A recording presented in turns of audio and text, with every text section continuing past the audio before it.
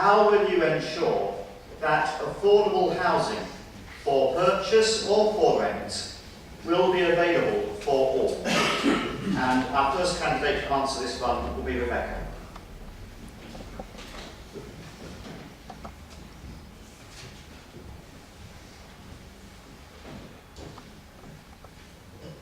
When we talk about housing, we're talking about our homes. Something secure that we live in. I bought a home in 1997 when I was working in a shop, and I did it because I was fed up with landlords and I wanted stability. We've all got the right to buy a house. That right remains, and we will make sure that we all have the right to an affordable, comfortable home, whoever you are. Our policies address the need now for that stability and for landlords that we can trust. A third of renters are families with young children, and the price of rent is equal often to people's income in London. If you have some money and you want to make more of that money, you have a number of investment options. We have no such alternative with our homes. The balance needs to be redressed: investment versus a roof over your head. Focusing on two things: bringing monthly housing outgoings down. Reducing house prices will end the Help to Buy scheme, which will save money, and with a number of other measures encourage house prices down. We'll make buy-to-let less attractive with various measures, including removing tax incentives. We'll increase the social housing budget from 1.5 billion to 6 billion. We'll allow councils to borrow to invest. All this creates jobs, and investing in these properties will provide guaranteed income the minute the homes are built. Ensuring quality and security. A mandatory licensing scheme. This will deal with two things: quality of housing, and also the problem that a third of landlords are seen to be amateurs with no skills or qualifications in the area that they're working in. We would use the licensing scheme to deal with that. 5-year fixed tenancy agreements. Rent increases linked to the Consumer Price Index. And the question is about housing for all. I've had constituent emails about accessible housing. It's an issue here. All our policies will take into account everyone needing a home. So the bedroom tax, which has hit two-thirds disabled people and their families, will be discontinued. Housing built will take into account the needs of everyone, including disabled people, and aim to build communities. It will also take into account the fact that we will need these homes in 50 to 100 years when our kids are grown up and grappling with the effects of climate change. So it's an adequate investment. All new homes will be built to a standard that retains their heat and needs minimal energy generation. I'm certain that we will be asked later how we will afford our plans. I have many answers to this, but much of our housing is an investment. Social housing, done properly, will bring a guaranteed income. Thank you.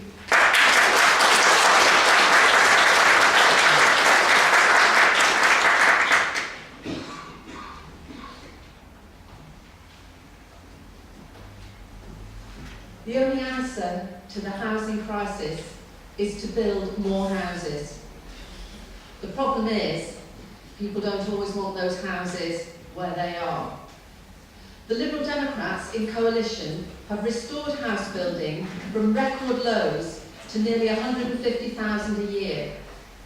They brought in the Help to Buy scheme, which helped more than 73,000 first-time buyers buy a home by offering a government loan of 20% to buy a new build property.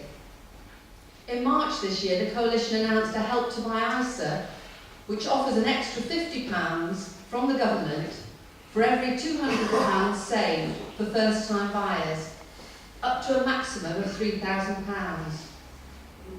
The Liberal Democrats want to solve the problem young people have of saving for a deposit whilst paying rent by bringing in a scheme called Rent to Own, where first-time buyers steadily build up a share in their home through monthly payments, equivalent to rent, until they own the property outright after 30 years, just like a normal mortgage. The idea is for the government to partner with housing associations and other providers to deliver 30,000 rent-to-own houses, where monthly payments are no higher than the market rent. The Liberal Democrats oppose the Tory plan to sell off housing association properties to tenants. These tenants already have security of tenure, and by selling off these properties, the stock of social housing will be significantly reduced. The Tories claim that they will replace these houses one for one by making councils sell off their more expensive properties. But this funding model is highly questionable and hasn't been achieved before. If re-elected, the Liberal Democrats have pledged to build 300,000 houses a year, including in 10 new garden cities where there is local support.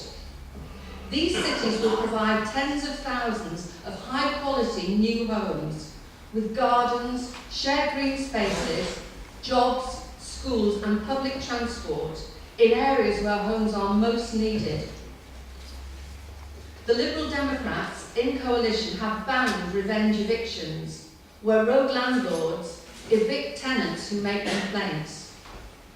In the next Parliament, Liberal Democrats plan to bring in new help-to-rent tenancy deposit loans to help young people find first homes to rent.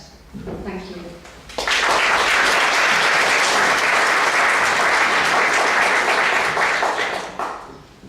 Housing, gosh, where do I start? London is crazy. I've been here 2 years now, and I find it terrifying. The housing problem in London is frightening.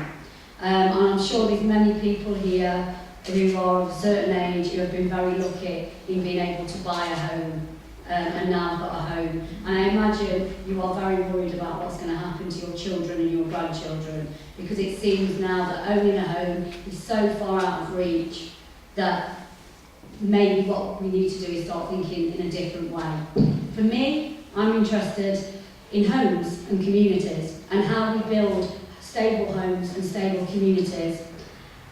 Buy-to-let is not the way. Also, constantly pumping money and policies that it seems all the mainstream political parties are doing in the housing market. Today, Labour has come out with a new scheme that first-time buyers are going to get, they're not going to have to pay stamp duty up to £300,000. All this is going to do is keep blowing up this housing bubble. This is actually quite dangerous, because here in London, it's blowing up, it's blowing up. If the housing bubble bursts, I know outside of London, where I'm from, Nottingham or Wolverhampton or Birmingham or Newcastle, if that bubble bursts, people are going to be homeless. So I think rather than keep looking at this, the only alternative, it seems, that people have got to keep buying more houses, they've got to get in more debt, they've got to get in more mortgages. That's okay when we had stable work.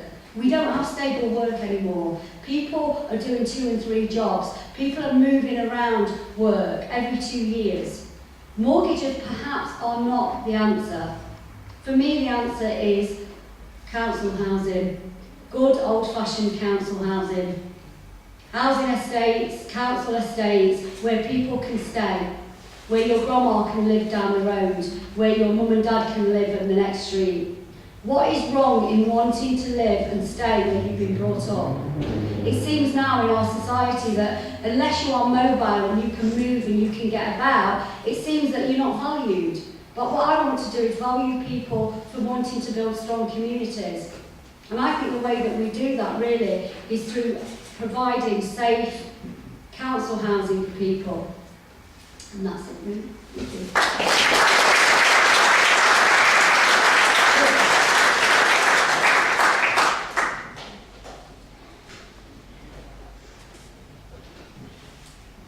There is no easy answer to this question, and particularly in London.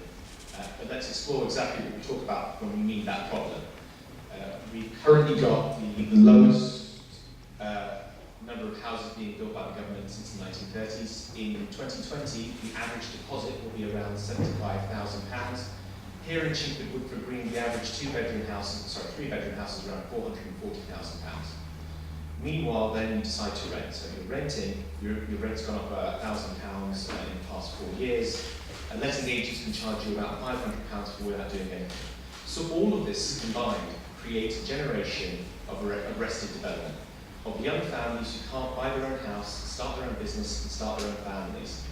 So effectively, we're denying aspirations. People are stuck for the next 10 years and putting their lives on hold. So there's two ways that we deal with this. And the first is when it comes to buying homes rather than the ideal is to get to build. So how do we get by that? And one of the ideas that we want to talk about is land banking, particularly in London. This is where very rich developers buy lots and lots of land and sit on it and allow prices to rise and give themselves a very nice long pipeline. Labour wants to tackle that by giving local authorities the power to have it use it or lose the power. So essentially, the local council will say to you, big developer, you've got 1 year to meaningfully start making houses, and if you don't, we'll make you sell it to a developer that does. That way we start building houses quickly. Another thing we'll do is a new homes corporation, which is local councils working with local people to decide where the planning goes and where local homes go, whether or not they should be accessible, like they should be here. And in particular, give options to first-time buyers to allow them to buy new homes. And in the meantime, for renters, I'm quite proud of the Labour Working Forest Council, who've already started to license landlords. On the whole, they're fine, but there are 1 or 2 bad apples. They have bad practices, they don't keep the boilers on, which makes life difficult if you're a small family in the winter, and they increase prices and rents over years without telling people. That's why we're promising also to cap the increases of renting over the next year, over the next 3 years, and assure tenancies for 3 years. Home ownership within Chingford and Woodford really is something we're quite proud of. In fact, Ian Duncan, you may not know this, but Ian Duncan Smith talked about home ownership in his maiden speech in 1992. Even back then he remembered it, but clearly it seems again he's not interested about talking about it anymore. Thank you.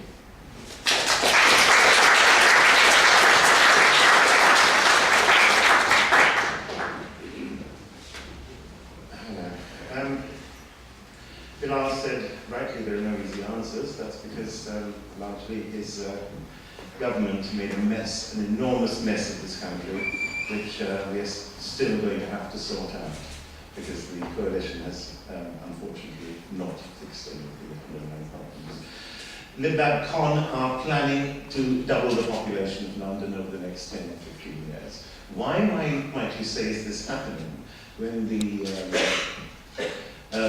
total fertility rates, that's per woman, of various sections of the society, range from about 1.6 to about 2.05, i.e. below the replacement rate. And the answer is mass uncontrolled immigration, of course, which they will not talk about. This is the elephant in the room, which they will deny exists. There's London in the last few years, 3 or 4, has had 1.5 million more people living.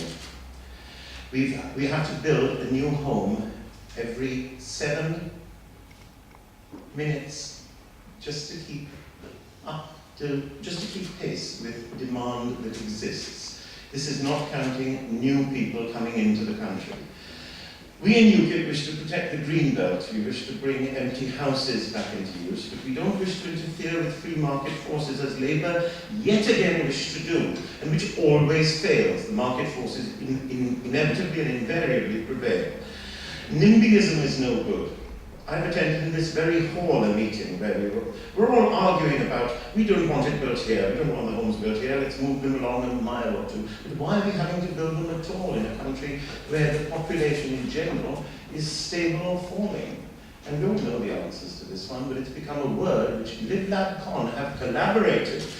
And in my opinion, in some cases, not my kind friends here, the leaders of their party, with malice aforethought, to deny you, the people, the chance to even think. It's thought stock we're seeing here. Look, when I read 1984, the book by George Orwell, I read it as a warning. They seem to have read it as a textbook as to what to do. Yes, thought stock.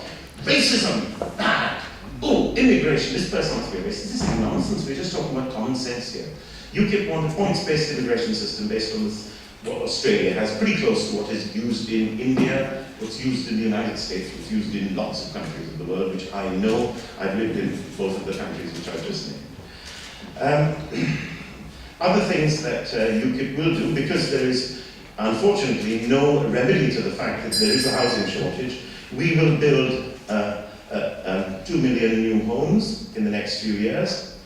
And we will oppose the mansion tax, and we will give local people the final say. not bureaucrats far away in London or in Brussels. Thank you.